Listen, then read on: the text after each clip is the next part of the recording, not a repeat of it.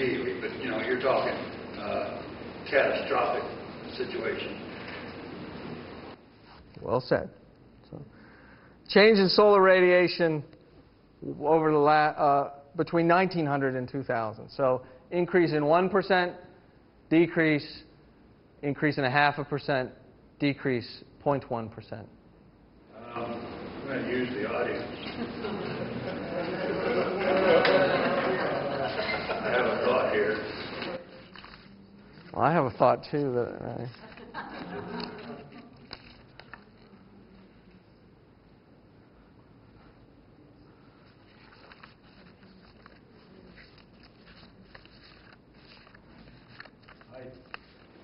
if I was picking with no help, I'd say C, Frank Lanza.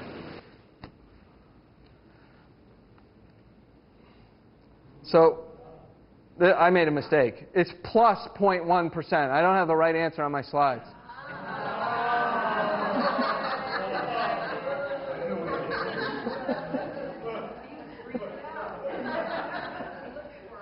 I knew there was an increase.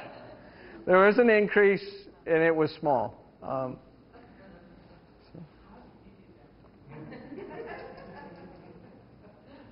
It was an accident.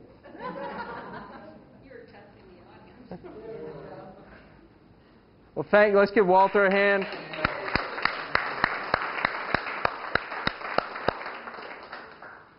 Yeah. Do you know what percent of the population would be affected if the ocean did raise 2 foot? I don't know. A lot, billions of people. I mean, living near coasts is popular for a lot of reasons. Economic, ocean shipping, industrial development. A lot of it's happened around the oceans. You have to remember that it's not only a coastal scenario, but an inland waterway scenario that's going to be affected as well. And storm surges are, if hurricanes get more intense and the average sea level is already up, that means the storm surges go up on top of that. So it's a pretty serious consequence. In higher ed teaching, I noticed that there's a certain proportion of the students who I teach it's almost like a badge of individuality to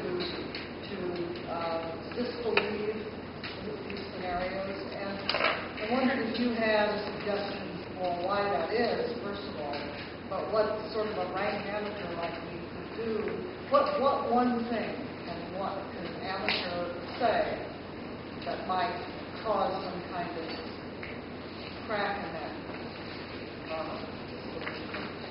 I don't know, but this is not a plant. I did not pay her to say this. But I just got word from National Science Foundation that I'll be able to run a summer week-long institute for high school science teachers who are interested in climate and energy. It won't be next summer, but probably the summer after. So I'm just, over the next 18 months, I'll be building up my contacts so that I can have the best participants and the best folks at the table for doing this.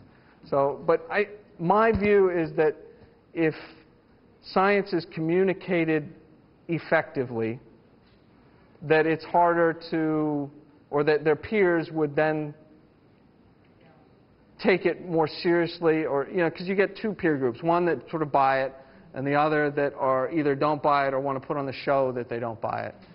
So if you can give an effective presentation of the science and not make it too cheesy and overblown and what's the word I'm looking for? When the news agencies try to make a huge deal out of everything. Yeah, sensationalize it.